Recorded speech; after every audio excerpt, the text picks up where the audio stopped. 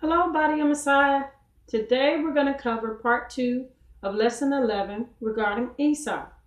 In today's lesson, part 2, we're going to cover whether or not God truly hated Esau and loved Jacob.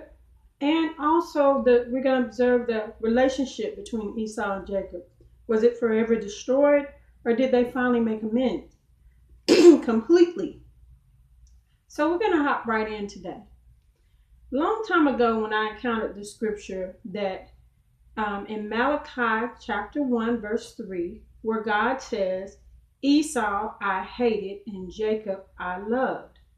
Now this scripture is reiterated in the book of Romans chapter 9 verse 13 by Paul. And it always troubled me, did God really say this? I mean, did he really hate Esau? Never in scripture, in any descriptive way, do you see where God addresses or has hatred for any of his creation, and including Hasatan, Satan. So for me, that was hard for me to grasp or wrap my head around, and it always troubled me off and on. But I just, kept it pushing. For whatever reason, I wasn't interested in delving into the details of it. Now, more recently, probably like in the fall of this year, of 2018, during Sukkot, there was a gentleman that came by our congregation to help build up the sukkah, the booth for Sukkot. And I remember asking him, how did you get interested in learning Hebrew? And he brought up the same scripture. He said he couldn't understand why. And I think he was a minister too. He said he couldn't understand why his God, his creator, who is of love, who's long-suffering and patient with us, would hate Esau. So he thought, drawn an interest in Hebrew, to learn the original Hebrew of that scripture. And he found that that was not the case. So I went on my search to research it, to see wow, this will explain it, that God didn't genuinely hate Esau if I go look at the original text and see. And so I'm going to share with you what I found. Here is what I found. I found when I looked at the original Hebrew for this text, that the word that was in Hebrew that was converted to hated or translated to hated in English is called soneh, or it's pronounced soneh. And soneh in Hebrew represents, there's a pictogram or a picture that depicts what this means in the ancient archaic Hebrew. And it's a seed that is sprouting thorns, or a prickly seed. So some type of seed that you plant that is sprouting thorns. Now, if you want to delve deeper into what this represents, you can go to a website that I found called firm, FIRM, .org.il. You can see it here down at the bottom. And it'll go into detail of what this pictogram of this prickly seed or thorny seed is. Now, this thorny seed, to me, I was like, why would this represent hated? It was translated to hated, which to me is not an accurate translation.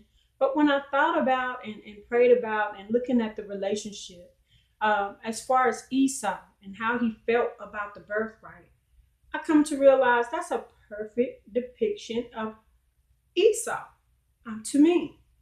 When I look at what a seed is something that you will take and you plant in fertile soil, and you want to watch it prosper and grow and produce a lot of good fruit. That's what you want a seed to do. And a seed that's sprouting thorns will not allow you to do that. You can't take it and plant it in fertile soil because it's sprouting thorns. It is stubborn. It will not allow you to plant it in fertile soil so that it can produce and yield a good fruit. So in my mind, when I look and observe Esau and Jacob and the difference in between the two twins, I see that Esau, as we know, he despised the birthright. He was the firstborn of the twins. He came out first, and he despised the birthright. So to me, this pictogram is a perfect example of what Esau was. Just say, for instance, if you're a parent, that worked hard for years to build a legacy for your children. And you had two twin sons. And the older son is the one that's supposed to carry on this legacy for the future generations, for the rest of the family, for generations to come. I mean, you worked hard, you bought a mansion, you bought cattle, you bought lands, farmlands, you bought everything that it took and put things in place for this legacy to continue for many generations to bless many descendants of yours. But if that older son despises this legacy and doesn't want the responsibility of it, let's say that older son is more interested in going to parties or playing video games or hunting, fishing, doing things that are of leisure, not the serious work of continuing the legacy, you will be hurt too. I mean, you will be hurt and kind of angry at him about the fact that all the stuff that you laid before him, he has no desire to partake in the responsibility of. Now, he do want to partake in the grandeur. He want to partake in all the benefits, but not the actual work of the blessing of the legacy. But your second son, your second born twin, that one really loves everything dealing with the legacy, always interested in how to continue it and how to do the work in order to maintain that legacy for future generations, and genuinely desires to be blessed by that. The legacy that we're talking about is just like the birthright. And even though as a parent you do not hate either son, your older son that despises legacy, you are perturbed and irritated and angry at the fact that his attitude towards it is the way it is. And you hope and pray that it improves and it gets better. So this prickly seed or seed that's growing, sprouting thorns is a perfect example of how God would feel towards Esau. He would not allow him to plant him in fertile soil, to continue to bless him in a way that will bless many future generations. Now, if you're still not convinced and you still want to hold on to that mistranslation that God said, Esau I hated and Jacob I loved, please pause this video and I'm going to give you two scriptures to look up. First, look up 1 John chapter 3, verse 15. And then go back to the Torah and look at Deuteronomy chapter 23, verse 8. And tell me how you feel. If you can't come to the terms that this is a mistranslation and God didn't hate Esau, I mean, he could have taken him out before birth. He could have not let him exist. He could have let him pass away or die on a hunting event. Anything, if he genuinely hated him. So if you cannot come to the terms with this biblical truth, and like I always say, go before your heavenly Abba, commune with him and converse with him, and let him move your heart in the direction it should go. It always works. Well, now we're going to move on to the relationship between Esau and Jacob. Esau and Jacob, when everyone describes the relationship between the two brothers, it's usually a lot of ministers will say, Esau, he despised the birthright. He was just, basically not a good son and da-da-da-da. And then, Jacob, even though he was a son who desired the birthright, he was deceptive and a trickster, and not trustworthy. So the way they describe them in this manner, I feel for this lesson, this part of this lesson, we have to be mindful of how all families are, from the parents to the siblings, whether they're brothers or sisters, and the relationship between those children and the mother and the father. You see, Jacob was a homebody. He was a mama's boy, and he liked staying up under his mother. Esau was more of a manly man, one that went out and hunted and fought and was a warrior type, a hands-on manly man. And Isaac loved that about Esau. He loved both of his sons, but he loved the characteristics Esau encompassed.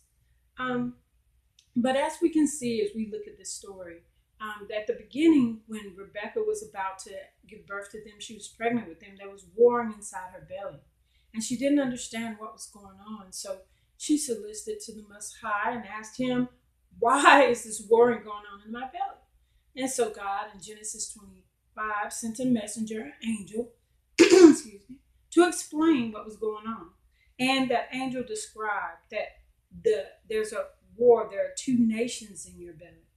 And the younger son will, the older son will serve the younger. So he just gave that description to her so she knew ahead of time how the situation was going to turn out regarding the birthright. So now we'll fast forward to when they were older and they're mature adults. And Esau went out and went hunting. And when he came back from his hunting, he was tired, exhausted, and really desired to have some porridge. And so in his mind, he went, well, Jacob was like, this is my opportunity to get the birthright, which he's always desired. And so he asked Esau, well, I'll give you something to eat as long as you give me this. And Esau, not caring nothing about the birthright, was like, great, here you go. But there's more to the backstory when you read the book of Jasher. I'm not going to go into detail about it, but look at the book of Jasher, chapter 31 through 36, and you can read the details. There's much more. If we encompass all the apocryphal information into the Bible, we would be reading volumes. So this is why biblically, we're given a brief synopsis of what went on in the history, the biblical history. But if you go to the book of Jasher, an apocryphal book, you will see more details. And the story is much more detailed than just he went hunting and came back and wanted some porridge. Esau thought he could be slick also, too. So, anywho, Esau gave Jacob the birthright in order to eat and be nourished. And as time went on, it was time for Isaac. Eyesight was growing dim, and he felt he was coming of age, and he was about to pass away. So he called Esau so he could bless him. He told him to bring his birthright.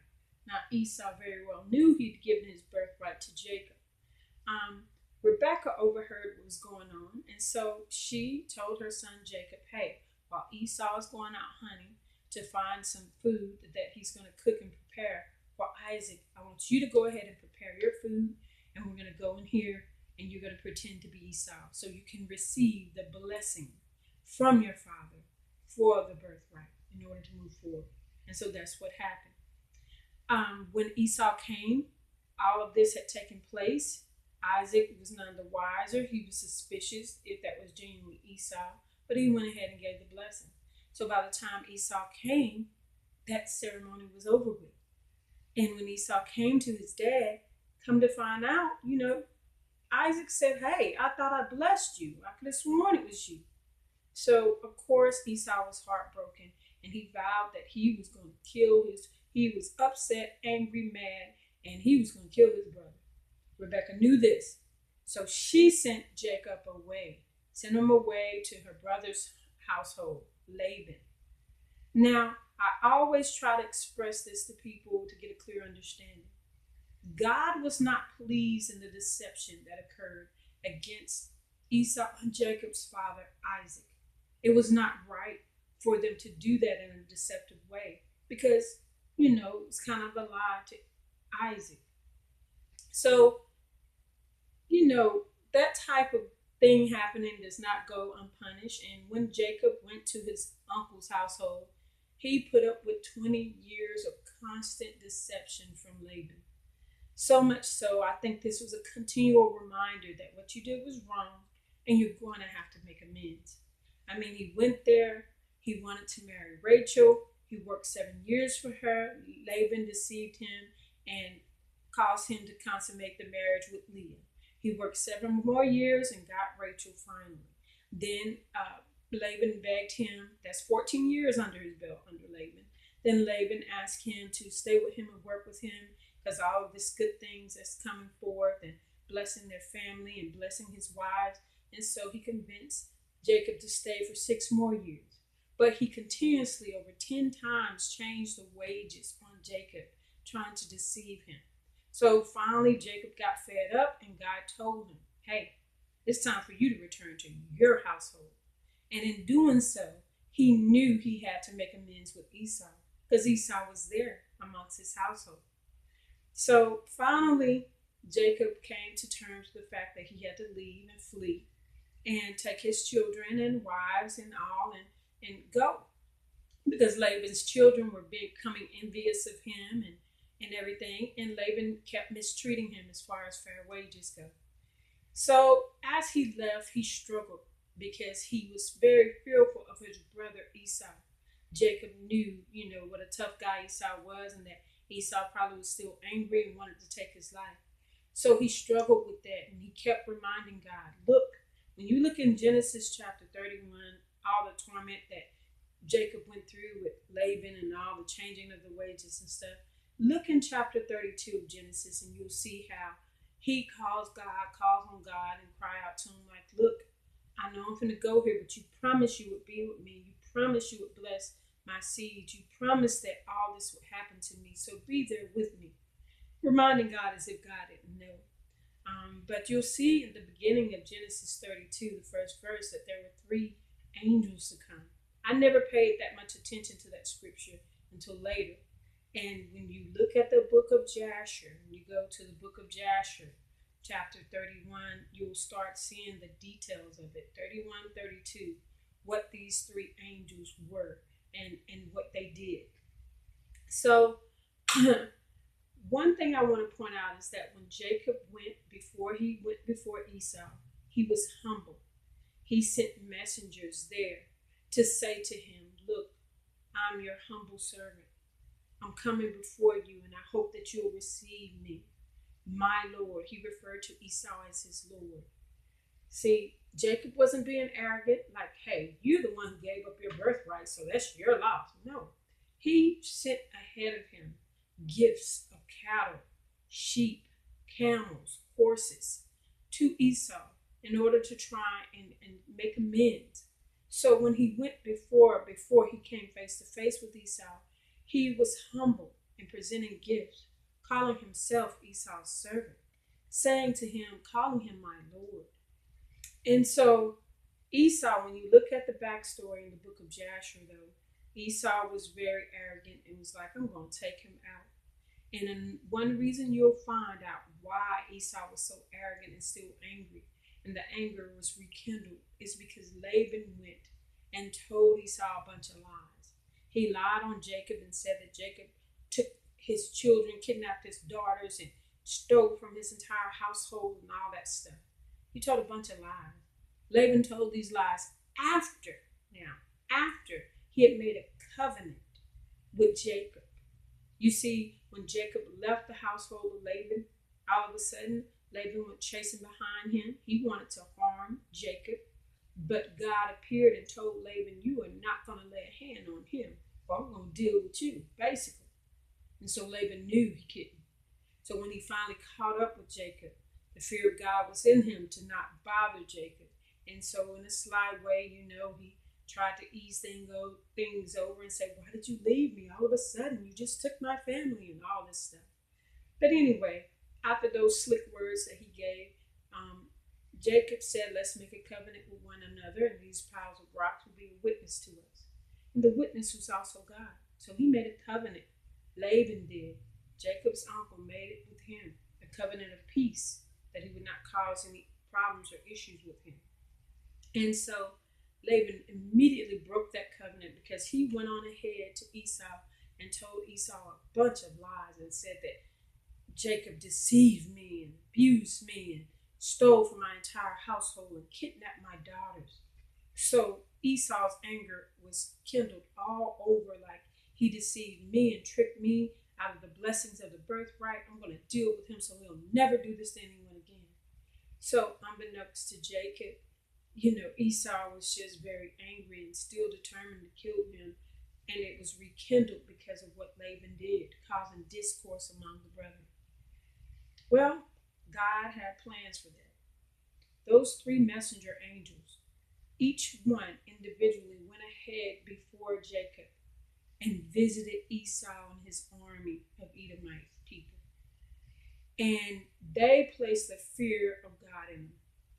Each angel appeared as thousands, a troop of thousands of warriors and armored men and that could obliterate Esau and all of those men that was his followers. And the fear of God on each of the 3 visits was placed in him. Each angel said to him, Esau, if you are not if Jacob was not your brother, this is how we would deal with you. We would literally destroy you and every man here. Everyone. We would wipe out everything.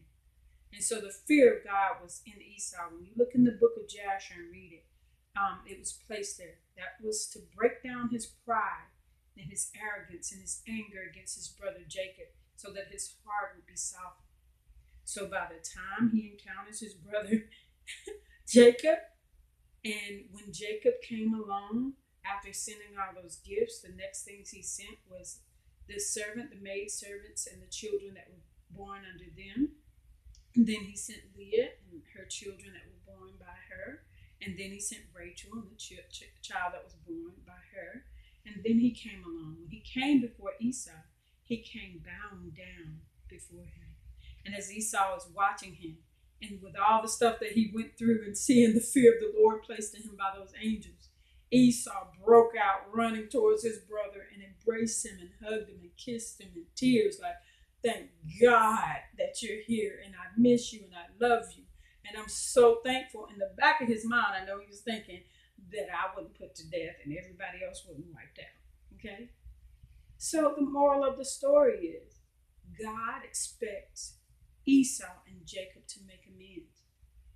Now, the whole moral of the story is also we are not to cause discourse among the brethren. We're to move forward humbly, serve the Most High God, and God will fight our battles. He will put in place those who need to be put in place.